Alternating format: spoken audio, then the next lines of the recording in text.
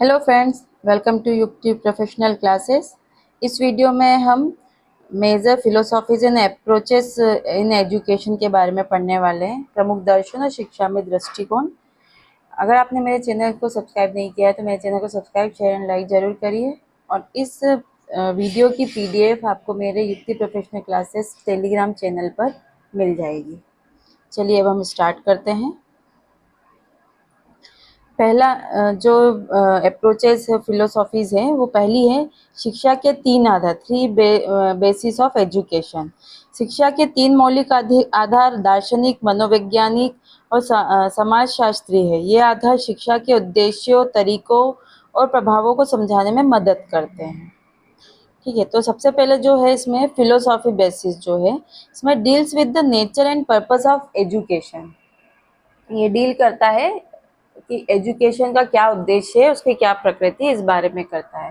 जैसे जो दार्शनिक आधार का जो मेन उद्देश्य है, इसमें क्या है कि जो स्टूडेंट है उसको जीवन के जो लाइफ के जो महत्वपूर्ण प्रश्न है ना, उस पर वो विचार करे और उसके उत्तर खोजने के लिए प्रेरित करता है। दार्शनिक आधार जीवन से संबंधित महत्वपूर्ण एरिया पे फोकस करने की बात करता है। जैसे मान लो किसी जो टीचर है वो क्या बोलेगा, छात्रों को कोई नैतिकता और मानवीय मूल्य पे चर्चा करने जैसे कोई टॉपिक दे दिया, जिसमें वो क्या होगा, जब वो विचार विमर्श करेंगे, उस पर क्वेश्चन आंसरिंग करेंगे, तो उससे टॉपिक ऐसा है कि उसमें उनकी नैतिकता और मानवीय मूल्यों पर उनको चर्चा करनी है। तो यहाँ पे जीवन से रिलेटेड जो लाइफ के लिए जो इम्पोर्टेंट आपका एरिया है, उस पर फोकस करने की बात करता है। दूसरा पॉइंट बोलता है psychological basis focuses on how people learn and develop.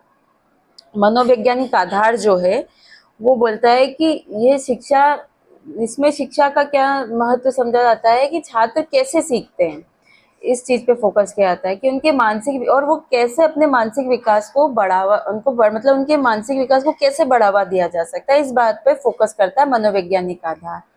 जैसे देखा होगा, छोटे बच्चों को क्या है, खेल खेल कर सिखाया जाता है। उनको डायरेक्ट ऐसा नहीं है कि थ्योरी पढ़ाना चालू कर दिया। तो यहाँ पे उनको सिखाने के लिए क्या है, अपने खेल खेल के माध्यम से उनको सिखा रहे, कार्ड के माध्यम से सिखा रहे, स्टोरी के माध्यम से सिखा रहे। ठीक है, ताकि वो रुचि भी ले उसे और सीखते भी जाए, उनको मजा आए इसमें। तो यहाँ पर ये देखा जाता है मनोवैज्ञानिक आधार पर कि किस टाइप के स्टूडेंट है, वो कैसे सीखेंगे और किस तरीके से उनके मानसिक विकास का बढ़ावा मिलता है। तो यहाँ पे शिक्षा का एक जो मनोवैज्ञानिक आधार है ये इंपॉर्टेंट रखता है। थर्ड पॉइंट है सोशियोलॉजिकल बेसिस। अब इसमें ये देखा जाता है कि एजुकेशन का examines the impact of education on society and vice versa. इस पर ये देखा जाता है कि जो एजुकेशन दी जा रही, मतलब जो एजुकेशन है उसका क्या इम्पैक्ट आ रहा है हमारी सोसाइटी पे। इस समाज शास्त्रीय जो आधार है उसमें ये शिक्षा का उद्देश्य सीधा सा है, समाज और शिक्षा के बीच में संबंध को समझाना है कि शिक्षा और समाज को कैसे जोड़ा गया है। जैसे सामूहिक गतिविधियों में भाग ले रहे हैं आप, है ना, कहीं पे, या बच्चों में टीम वर्क की भावना लानी है, सामाजिक कौशल का विकास हो सके, तो ये सब चीजें कैसे आएगी, ये सब शिक्षा के माध्यम से आ जाएगी। तो ये तीन इसके मेन आधार है कि एक स्टूडेंट को शिक्षा के में देने में क्या क्या इसमें तीन आधार, मतलब एजुकेशन के ये माने गए हैं, शिक्षा के लिए ये जरूरी है। नेक्स्ट पॉइंट है आदर्शवाद, आइडलिज्म। आदर्शवाद सीखने की प्रक्रिया में विचारों और मन की महत्ता पे जोर देता है। ये थॉट्स प्रोसेस पे सीखने, आप जो लर्निंग कर रहे हो उसमें क्या सोच रहे हैं और आपके मन में क्या चल रहा है उस पर जोर दे रहा है। ये सत्य, सुंदरता और भलाई की खोज का समर्थन करता है और बौद्धिक और नैतिक विकास पर केंद्रित होता है। मतलब जैसे ना, यहाँ पर क्या होता है कि शिक्षक जो है छात्रों को साहित्य, दर्शन और कला के माध्यम से सत्य, सुंदरता और भलाई की खोज के लिए प्रेरित करता है। मतलब कोई स्टोरी दे दी, जैसे कोई रियल स्टोरी है ना, या कोई लिटरेचर की क्लास में ऐसे उसको कोई मान लो जैसे शेक्सपियर है, शेक्सपियर के नाटक आप देखे होंगे जनरली कि नाटक होता है, उस पर भी विचार विमर्श होते हैं। तो उसमें जो छिपा हुआ जो उसका संदेश है, उसमें जो मोरल आपको जो शिक्षा दी जा रही है उसमें, उसको समझने का प्रयास किया था कि नाटकों के माध्यम से आपने किसी साहित्य को, दर्शन या कला के किसी नाटक के, मतलब कोई आपका है साहित्य, उसको एक आपने नाटक के रूप में किया, उस पर विचार विमर्श किए और उसमें जो गहरा संदेश छुपा था वो जानने की कोशिश करी। तो ये आदर्शवाद को बताता है। इसके मेन पॉइंट जो है, emphasis on the mind and spirit, ये इस पर ध्यान देता है, माइंड और स्पिरिट पे। Focus on universal truths and values, ये मेन इसका उद्देश्य है कि जो यूनिवर्सल ट्रूथ है उस पर ध्यान दिया जाए, वैल्यूज पे ध्यान दिया जाए। Importance of intellectual and moral education, ये इम्पोर्टेंट है इसमें। चलिए नेक्स्ट है थर्ड पॉइंट, प्रकृतिवाद, नेचुरलिज्म। प्रकृतिवाद प्राकृतिक नियमों और सिद्धांतों पर आधारित शिक्षा का समर्थन करता है। ये जो प्रकृति से जुड़े जो नियम है, सिद्धांत है, उस पर आधारित शिक्षा का समर्थन करता है। यह प्रकृति या पर्यावरण के साथ सीधे संपर्क के माध्यम से सीखने के महत्व पर जोर देता है। यहाँ पर क्या होता है कि शिक्षा का उद्देश्य क्या होता है कि प्रकृति के साथ सीधा संपर्क करे। तो यहाँ पर कैसे सिखाएंगे, शिक्षक क्या करेगा कि घुमाने ले जाएंगे, किसी ट्रिप पे ले गए प्रकृति के साथ उनको जोड़ने के लिए। तो पेड़ पौधों जीव जंतुओं के बारे में जानकारी देना है, तो ऐसी कोई ट्रिप पे ले गए जहाँ पे उनको जिस भी चीज की जानकारी देनी है, तो वहाँ पे जैसे पेड़ पौधों के बारे में बताना है, तो वो ऐसे एरिया में ऐसी जगह उनकी ट्रिप वहाँ घुमाएंगे जहाँ पे उनको पेड़ पौधे दिखेंगे, उसके बारे में जानकारी देंगे, तो बच्चों में क्यूरियोसिटी आएगी। तो यहाँ वो सीधा प्रकृति के साथ जोड़ा जाता है, मुख्य उद्देश्य प्रकृति के साथ जोड़ना है। Emphasis on natural and natural laws, प्रकृति को जानने, प्रकृति विधि को जानने के लिए पे ध्यान देगा। Learning through experience and interaction with the environment, तो एक्सपीरियंस जो अनुभव है उनके सामने उनके माध्यम से सीखेंगे, और प्रकृति के पास ले जाके उनको एक्चुअल उसके साथ जब मिलाते हैं कि बताते हैं तो इंटरेक्शन कराते हैं, तो यहाँ पे इस तरीके से सीखते हैं। और focus on physical and mental development, यहाँ पे फोकस किया जाता है एक फिजिकली, क्योंकि आप लेके जा रहे हैं फिजिकली, और मेंटल डेवलपमेंट के लिए कोशिश की जा रही है यहाँ पे। चलिए नेक्स्ट है कार्यात्मकवाद, प्रैग्मेटिज्म। कार्यात्मकवाद व्यवहारिक अनुभवों और करके सीखने पर जोर देता है। ये क्या होता है कि रियल एक्सपीरियंस पर, आप प्रैक्टिकल एक्सपीरियंस दिया जाएगा और फिर उस पर सीखने पर जोर देता है। यह एक लचीले पाठ्यक्रम का समर्थन करता है जो समाज की जरूरतों के साथ विकसित होता है। मतलब फ्लेक्सिबिलिटी को भी ये फोकस करता है कि आपका करिकुलम फ्लेक्सिबल होना चाहिए, कि एक रिजिड नहीं हो, टफ नहीं हो। ऐसा है कि जैसे जैसे सोसाइटी की नीड्स हो उस हिसाब से ये चेंज होता जाए, विकसित होता जाए। और समस्या समाधान और आलोचनात्मक सोच को प्रोत्साहित करता है। ये प्रॉब्लम बेस्ड है, उस पर फोकस करेगा, प्रॉब्लम सॉल्व करना, और उसमें अगर क्रिटिसिज्म है तो उस पर भी फोकस करेगा।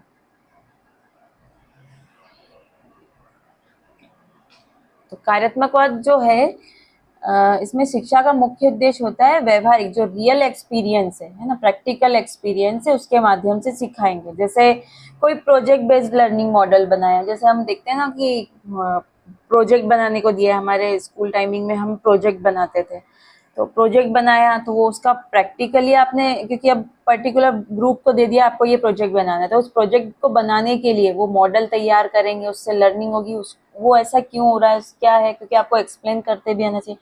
तो स्टूडेंट खुद ही वो समस्या पहले वो ढूंढेगा उसमें क्या समस्या आ रही है, तो वास्तविक समस्या को हल करने के लिए एक परियोजना के रूप में काम करता है ये। ठीक है, तो ये रियल एक्सपीरियंस पे, व्यवहारिक प्रैक्टिकल एक्सपीरियंस के पर बेसिस रहता है। Learning through experience and action, curriculum adaptability to societal changes, emphasis on problem solving and critical thinking. ये इसके 3 मुख्य बिंदु है। नेक्स्ट है 5th पॉइंट, संरचनावाद, कंस्ट्रक्टिविज्म। संरचनावाद इस विचार पर आधारित है कि शिक्षार्थी अपने अनुभवों और उन अनुभवों पर चिंतन के माध्यम से दुनिया की अपनी समझ और ज्ञान का निर्माण करते हैं। यह सक्रिय सीखने और खोज पर जोर देता है। यहाँ पर भी जो मुख्य उद्देश्य है छात्रों को उनके अनुभवों के माध्यम से ज्ञान का निर्माण करने के लिए प्रेरित करना है, कि वो खुद एक्सपीरियंस ले और अपने नॉलेज का निर्माण करते जाए, इसलिए इस पे फोकस किया जाता है। जैसे गणित, अगर आपकी मैथ्स की क्लास है, वहाँ पे स्टूडेंट को कोई प्रॉब्लम दे दिया, तो उस प्रॉब्लम को सॉल्व करने के लिए विभिन्न तरीके के खोज करने के लिए प्रोत्साहित किया जाता है कि इसको पर्टिकुलर एक तरीके से नहीं, अलग अलग किसी भी अगर मैथ्स का क्वेश्चन है तो उसको सिर्फ एक ही मेथड से सॉल्व नहीं कर सकते, और भी मेथड से सॉल्व हो सकता है। तो यहाँ पर ये कि विभिन्न तरीकों से खोज करने के लिए प्रोत्साहित किया जाता है, तो वो खुद अनुभव करे और उसको और उस अपने अनुभव पर चिंतन के माध्यम से अपने ज्ञान का निर्माण करे, इस पर फोकस किया जाता है। नेक्स्ट है मानवतावाद, ह्यूमनिज्म।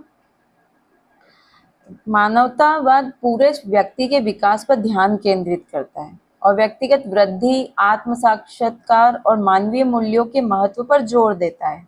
यह शिक्षार्थियों को उनकी पूर्ण क्षमता प्राप्त करने के लिए प्रोत्साहित करता है। तो यहाँ पर जो मानवतावाद है वो यहाँ पर शिक्षा का मुख्य उद्देश्य क्या होगा कि स्टूडेंट में संपूर्ण विकास हो, उस पर फोकस कर रहा है कि उसमें कंप्लीट रूप से मतलब हर तरीके से उस पर विकास हो। जैसे जो स्टूडेंट है उसको उसके जो उसकी रुचियाँ, जो उसका इंटरेस्ट है, जिस इंटरेस्ट एरिया में या जिस जिस जो पॉइंट उसमें पावरफुल है, जो उसकी शक्तियों के अनुसार गतिविधियों में भाग लेने के लिए प्रोत्साहित करते हैं, इससे उनका आत्म साक्षात्कार और व्यक्तिगत विकास हो सके। जैसे अगर आप देखेंगे, अगर स्कूल में हम जब पढ़ते हैं उस दौरान क्या होता है, हमारी एक अदर एक्टिविटीज़ के भी क्लासेस होती है।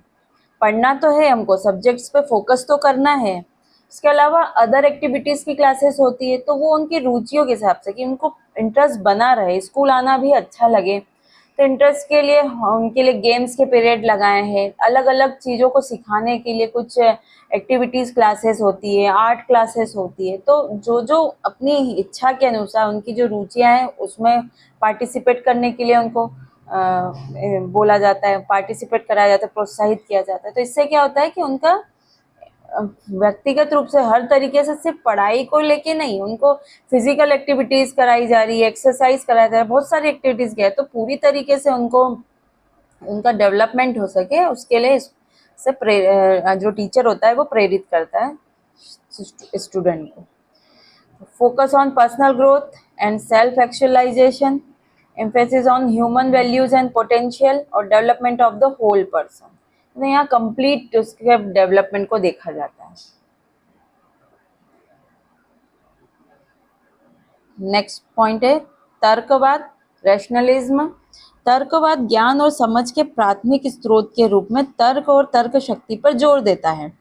यह शैक्षिक प्रक्रिया में आलोचनात्मक सोच और तर्कपूर्ण विश्लेषण का समर्थन करता है।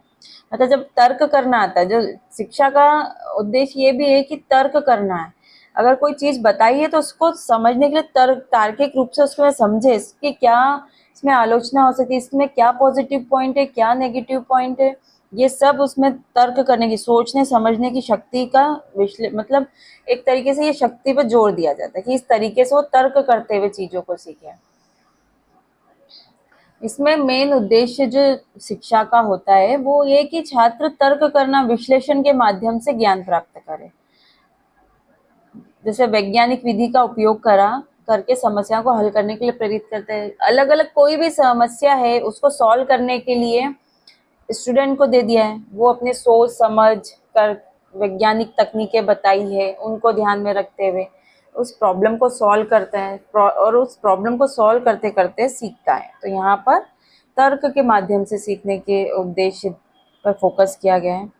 तो यहाँ पे जनरली रीजन और लॉजिक लगा है, किसी भी चीज़ को समझने की क्या रीजन हो सकता है, क्या लॉजिक है जो ऐसा हो सकता है। क्रिटिकल थिंकिंग, उसमें गहन अध्ययन और एक विश्लेषण करते हुए सीखे, रेशनल एनालिसिस करें। और इंटेलेक्चुअल प्रोसेस है ये थोड़ी नॉलेज, तो emphasis on reason and logic, focus on critical thinking and rational analysis and knowledge through intellectual process। तो ये इसके की पॉइंट्स हैं। नेक्स्ट पॉइंट है अनुभववाद, एम्पिरिज्म। अनुभववाद संवेदी अनुभव और इंद्रियों से प्राप्त प्रमाण के महत्व पर जोर देता है। यह अवलोकन और प्रयोग के माध्यम से सीखने का समर्थन करता है। अनुभववाद में शिक्षा का जो उद्देश्य है वो छात्रों को संवेदी अनुभव और प्रयोग के माध्यम से सिखाने के लिए होता है। जैसे जो साइंस के स्टूडेंट, जो साइंस के टीचर है, वो कैसे सिखाएंगे? वो जैसे जो साइंस के इसमें लेबोरेटरी, जो प्रयोगशाला है, उसमें उसका प्रयोग करते हुए उसको एक्सपेरिमेंट करके दिखाते हैं। तो यहाँ अनुभव के माध्यम से वैज्ञानिक अवधारणाओं को समझाया जाता है। मतलब यहाँ पर क्या है कि एक प्रयोग के माध्यम से कर रहे हैं। अनुभववाद में ये है कि प्रयोग करके, अनुभव करके, उसको एक एक्सपेरिमेंट करके सीखा जाता है। तो यहाँ अनुभववाद आता है। Learning through sensory experience, emphasis on observation and experimentation, or knowledge based on empirical evidence. ठीक है, नेक्स्ट पॉइंट है अस्तित्ववाद, एग्जिस्टेंशियलिज्म। अस्तित्ववाद सीखने की प्रक्रिया में व्यक्तिगत स्वतंत्रता और व्यक्तिगत चुनाव पर केंद्रित है। यह छात्रों को आत्म अन्वेषण और आत्म नियंत्रण के माध्यम से अपने जीवन का अर्थ और उद्देश्य खोजने के लिए प्रोत्साहित करता है। तो जो अस्तित्ववाद है, उसमें शिक्षा का जो मुख्य उद्देश्य क्या होता है कि छात्र को उनके जीवन का अर्थ समझ में आए और उनके जीवन के उद्देश्य को खोजने के लिए प्रेरित करता है। अस्तित्ववाद इस बात पे मुख्य जोर देता है। जैसे क्या टीचर क्या करेगा कि कुछ ऐसे पर्सनल प्रोजेक्ट्स ऐसे देगा, उस पर काम करने के लिए प्रेरित करेगा, व्यक्तिगत परियोजनाओं पर प्रेरित करता है, जिससे क्या होगा कि वो खुद की रुचियों को, खुद की हॉबियों को, खुद की मान्यताओं को खुद ढूंढे। इस पर वो फोकस करे कि वो अपने जीवन के बारे में, अपने जीवन के उद्देश्य के बारे में, अपनी रुचियों के बारे में, वो क्या सोचता है, क्या करना है, उसके बारे में वो फोकस करे। इस पर ये यहाँ पर अस्तित्ववाद का शिक्षा का मुख्य उद्देश्य है। Emphasis on individuality and personal growth, importance of self-exploration and self-expression, encourages autonomy and responsibility. Next point है व्यवहारवाद, बिहेवियरिज्म। व्यवहारवाद प्रेक्षणीय व्यवहारों और उन्हें बाहरी उत्तेजनाओं से कैसे आकार दिया जा सकता है पर केंद्रित है। यह शिक्षा परिणामों को प्रभावित करने के लिए शर्तबद्धता और सुदृढ़ीकरण का समर्थन करता है। तो व्यवहारवाद में शिक्षा का मुख्य उद्देश्य छात्रों को प्रेक्षणीय व्यवहार का आकार देना। मतलब एक शिक्षक छात्रों को सकारात्मक सुदृढ़ीकरण के माध्यम से अच्छे व्यवहार के लिए प्रेरित करता है। मतलब जैसे ना कुछ अच्छा काम किया उनने, तो उनको प्रशंसा, अच्छे कार्य के लिए प्रशंसा की, पुरस्कार दिया। तो यहाँ एक उनमें अच्छे व्यवहार के लिए, मतलब आप अच्छा काम करोगे तो आपको पुरस्कार मिलेगा, आपकी प्रशंसा होगी। बुरा काम करोगे तो आपको कुछ नहीं मिलेगा और ज़्यादा से ज़्यादा आपको पनिशमेंट मिल सकती है। तो ये फर्क, डिफरेंस समझाया जाता है व्यवहारवाद में कि आप किस तरीके से व्यवहार करिए। यहाँ ये शिक्षा के माध्यम से कि अच्छा व्यवहार अच्छी चीज़ों को प्राप्त कराता है और इसलिए ये ज़्यादा फोकस जो करता है ये बिहेवियर पे फोकस करता है कि किस तरीके से बिहेव होना चाहिए। तो शिक्षक छात्रों को इस तरीके से सिखा रहा है कि वो अच्छे व्यवहार करें, अच्छा व्यवहार के लिए प्रेरित हो, अच्छा काम करें तो अच्छे के लिए एडमायरेशन मिले, पुरस्कार मिले, है ना। तो यहाँ इस माध्यम से सिखाया जाता है। Focus on observable behaviour, learning through conditioning and reinforcement, influence of external stimuli on behaviour.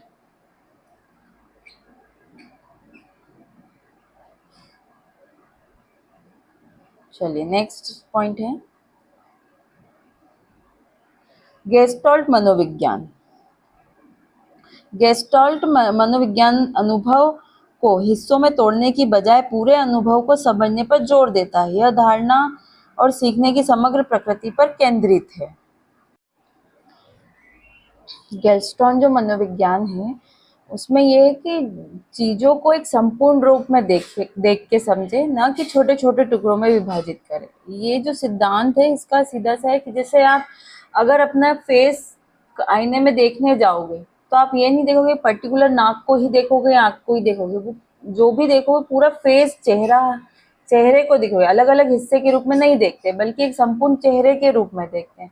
तो यहाँ यही बोला है कि किसी भी समस्या को पूरी तरीके से, अनुभव को पूरी तरीके से संपूर्णता के साथ समझो, उसको टुकड़े टुकड़ों में नहीं समझना है। और इसमें समूहबद्धता पर फोकस किया जाता है इस सिद्धांत के अंतर्गत कि जो भी मस्तिष्क है वो स्वाभाविक रूप से समूह में चीजों को व्यवस्थित करता है। जैसे हम बगीचे में जाएंगे, अगर हम एक बगीचा है, अब हम फूल देखते हैं तो फूलों को उनके कलर के अनुसार, जैसे अगर लाल फूल है, ग्रीन ब्लू फूल है, तो ये हमारा मस्तिष्क अपने आप समूहबद्ध कर लेगा कि ये रंग के अलग है, ये आकार अलग है, ऐसे ग्रुपिंग अलग ही हमारे मस्तिष्क में बन जाएगी। तो ये समूह में व्यवस्थित कर लेता है। और हमें मस्तिष्क हमेशा चीजों को सबसे सरल और स्थिर रूप में व्यवस्थित करने का प्रयास करता है। तो शिक्षा, ये गेल्स्टोन मनोविज्ञान का सिद्धांत है जिसमें कि किसी भी चीज को समग्रता में देखें, छोटे छोटे टुकड़ों में नहीं विभाजित करना, समूहबद्धता में देखना है और सबसे सरल रूप में स्थिर करना है, ये इसके सिद्धांत कहता है। तो शिक्षा में भी इस मनोविज्ञान के सिद्धांत को अप्लाई किया जा सकता है, जहाँ पे स्टूडेंट जहाँ पर शिक्षक स्टूडेंट को किसी समस्या समाधान पर ऐसा तरीका सिखाए जहाँ पे वो किसी भी समस्या को पूरी तरीके से देखे, टुकड़ों से नहीं, पूरे हिस्सों पर ध्यान नहीं दे, वो पूरी संपूर्ण समस्या पे फोकस करके लर्निंग करें।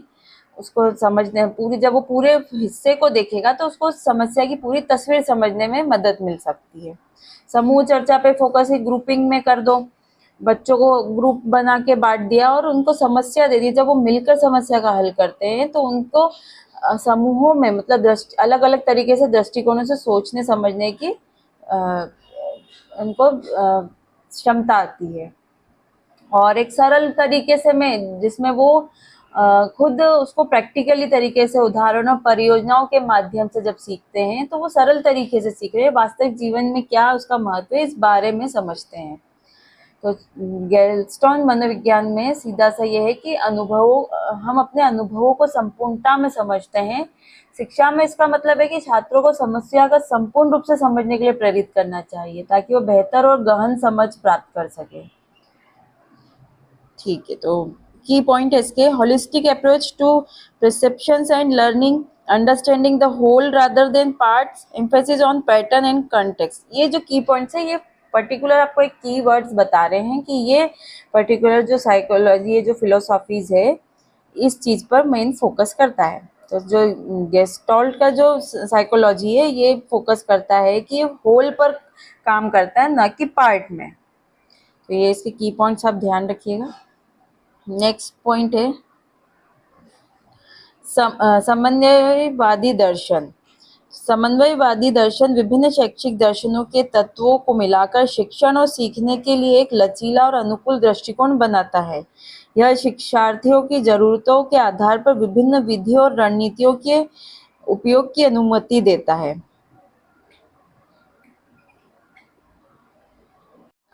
समन्वयवादी में क्या है कि जब सीखने की प्रक्रिया होती है तो वो लचीला और अनुकूल दृष्टिकोण बनाता है, मतलब कि इस तरीके से पढ़ाया जाए कि स्टूडेंट की सारी जरूरतों को पूरा किया जा सके। जैसे जब टीचर पढ़ाएगा तो वो अलग अलग विधियों का प्रयोग करेगा, जैसे एक्सप्लेन व्याख्यान विधि, प्रोजेक्ट बेस्ड लर्निंग, समूह चर्चा, ताकि क्या विभिन्न छात्रों की, क्योंकि हर किसी को हर तरीके से सिर्फ एक्सप्लेन करने में, जैसे अब हम सिर्फ एक्सप्लेन कर रहे हैं तो नहीं समझ में आएगा जब तक उसको कोई प्रोजेक्ट के हिसाब बेस पर नहीं समझा जाए, समूह चर्चा में नहीं समझा जाए, उस पर डिस्कशन नहीं होता है। तो और अच्छे से समझने के लिए ये विभिन्न मतलब अलग अलग छात्रों की जरूरतों को पूरा करता है। जब हम अलग अलग मेथड्स को समन्वय, शिक्षा में जब समन्वय अलग अलग मेथडों को मिलाकर जब पढ़ाया जाता है, लर्निंग की दी जाती है, तब ये सभी छात्रों के हिसाब से जरूरतों को पूरा करता है।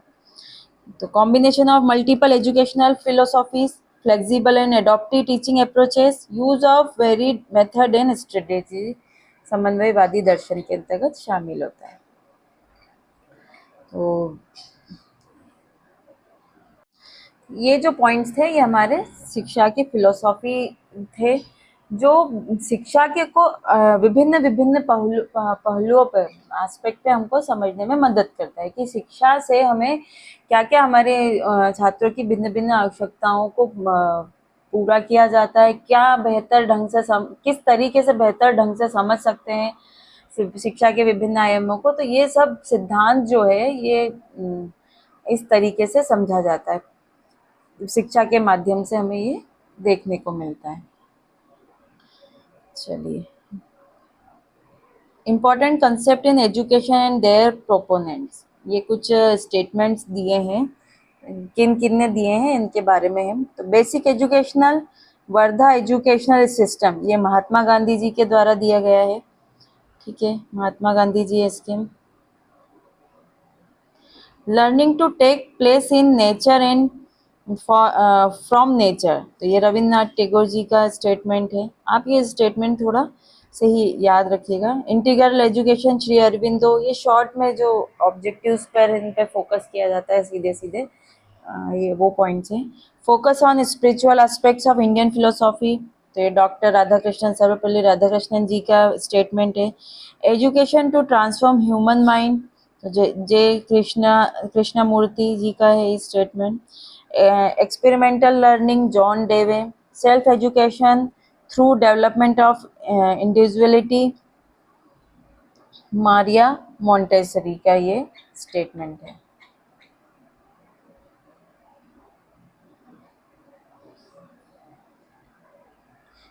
kindergarten focus on self activity, creativeness and social cooperation, ये फॉर्बल का है। No formal learning, naturally is only teacher, ये है रूसो का है।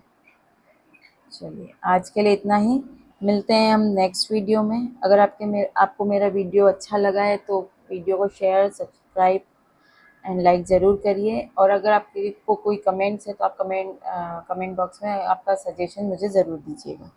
Thank you.